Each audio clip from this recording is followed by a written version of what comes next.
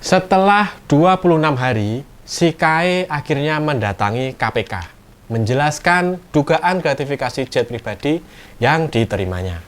Katanya sih, si KAE cuma nebeng temen, nebeng sekaligus bawa istri dan pengawal.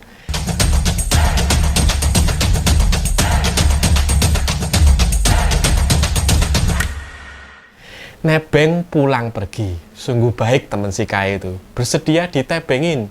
Padahal mungkin dia sendiri nggak sedang ke Amerika.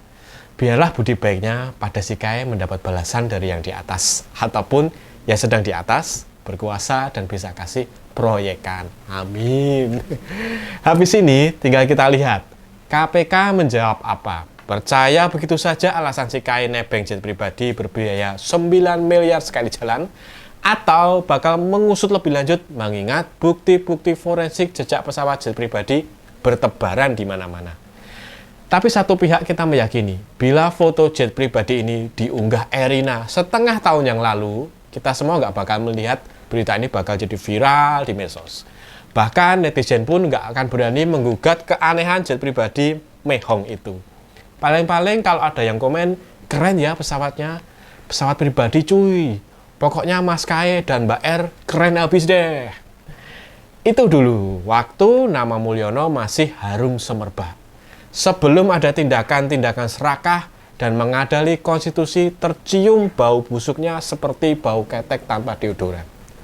Waktu Mulyono masih jaya, mana beranilah kita berkata buruk tentang si KAE, anak-anaknya yang lain, mantunya. Bahkan ngomongin begundalnya pun kita takut. Bisa disomasi, di demo, digeruduk, dilaporkan ke polisi. Takutlah. Yang menarik dari fenomena pengungkapan perilaku minus anak-anak Mulyono, ramai dibicarakan seputar bisnis anak-anak Mulyono. Mulai dari blog Medan yang melibatkan Kahiyang, hingga yang terbaru kembali diperbolehkannya ekspor pasir laut oleh Menteri Perdagangan.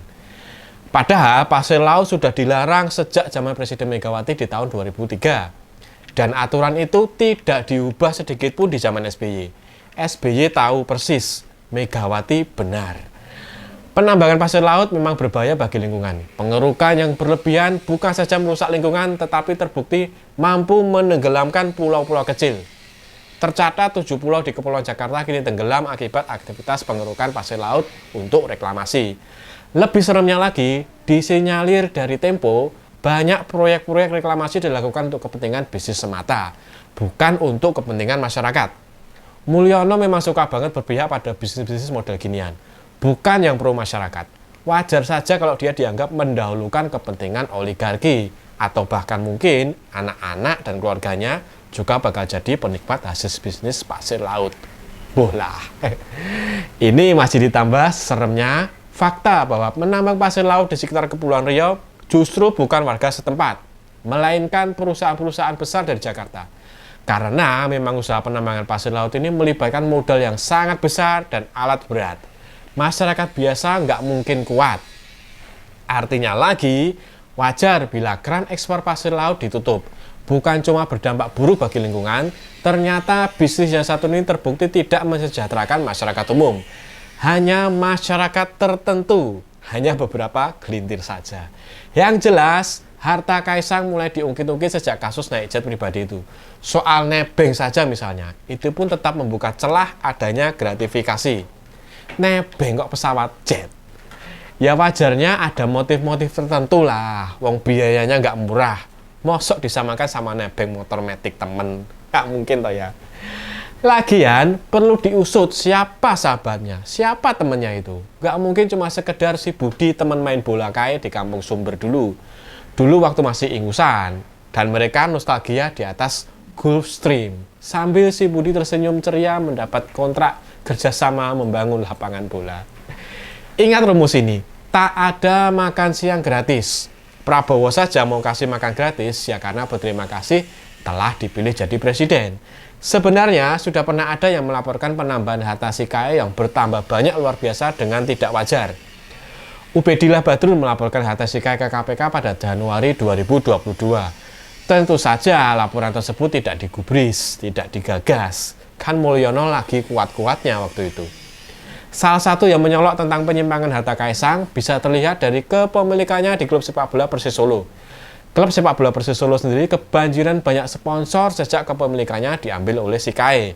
Tercatat 11 perusahaan besar menjadi sponsornya. Padahal sebelum dimiliki Kaisang hanya ada 3 sponsor. Kelangsungan klub pun kembang kempis karena minimnya dana. Beda banget setelah si Kae memiliki 40% saham Persis. Dari logo perusahaan yang tertera pada seragam Persis, ada 2 nama sponsor yang bakal membuat kita geleng-geleng kepala. Yang pertama, tentu saja Free Fire, bagian dari perusahaan Sea Limited Singapura yang juga menjadi induk dari perusahaan Garena dan Shopee. Tahu Shopee kan? Itu loh yang membangun gedung besar di Solo waktu Bapak Wapres terpilih kita masih jadi wali kota Solo. Nggak tahu? Kebangetan. Pokoknya, Sea Limited dan Shopee inilah pemilik jet pribadi yang dinaiki si Kae dan istrinya ke Amerika karena ibu hamil nggak boleh naik kendaraan umum, kata si Budi Ari. Bila si Kae dikasuskan untuk soal gratifikasi, itu bisa merembet ke kasus lain seperti nepotisme yang kebangetan dan korupsi. Kasihan anak-anak Mulyono nanti, bisa nangis karena nggak kuat menanggung beban hidup yang berat. Balik ke sponsor Persis. Sponsor kedua yang agak-agak ngeri sedap adalah Wilmar, perusahaan pengolah minyak sawit. Logo Wilmar tertera jelas dan cetar di setiap kaos Persis. Sampai akhirnya, Wilmar terseret kasus dugaan korupsi minyak goreng di tahun 2021. Semua mata saat itu langsung mengungkit keterkaitan Wilmar dan si Kae melalui klub bola Persis.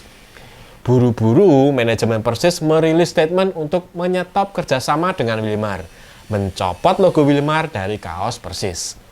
Tapi yang janggal, logo Wilmar di kaos Persis kemudian digantikan dengan logo Sania, merek minyak goreng yang dibuat oleh Wilmar.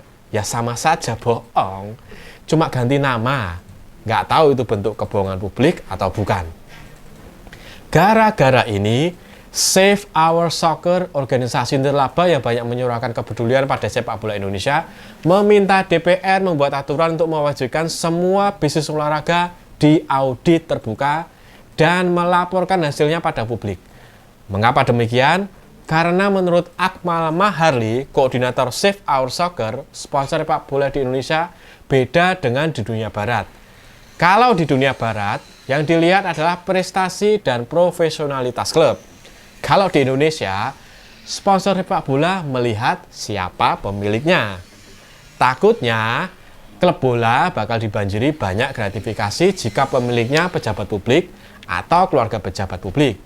Dan yang lebih serem lagi, klub sepak bola bisa jadi tempat pencucian uang. Makin serem kan?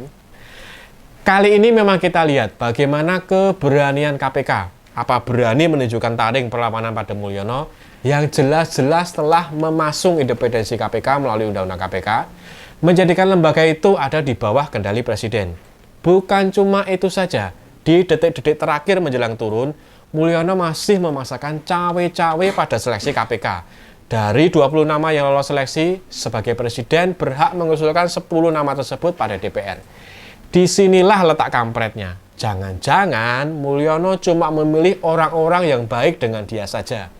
Termasuk mertuanya Kiki Saputri, komika yang punya acara bareng si Kae. Lah ngapain juga Mulyono masih sibuk ngurusin KPK? Kan dia sudah mau turun. Mbok ya biar Pak Prabowo saja yang ngurus KPK. Itu pikiran kita orang yang lurus dan gak punya kepentingan tertentu. Mulyono jelas beda. Siapa tahu, habis ini dia didera banyak kasus. KPK harus yang membantu dia lolos dan hukuman dong. Kita semua jadi berpikir buruk terus tentang Pak Mulyono ini. Ya karena dia mau turun saja susah bener. Malah makin gila pamer kekuasaan dan makin terlihat siapanya akan segala kekayaan negara. Pantesan, takut bener mau turun Pak Mul. Itu saja dari saya, kurang lebihnya mohon maaf, salam POV, point of view.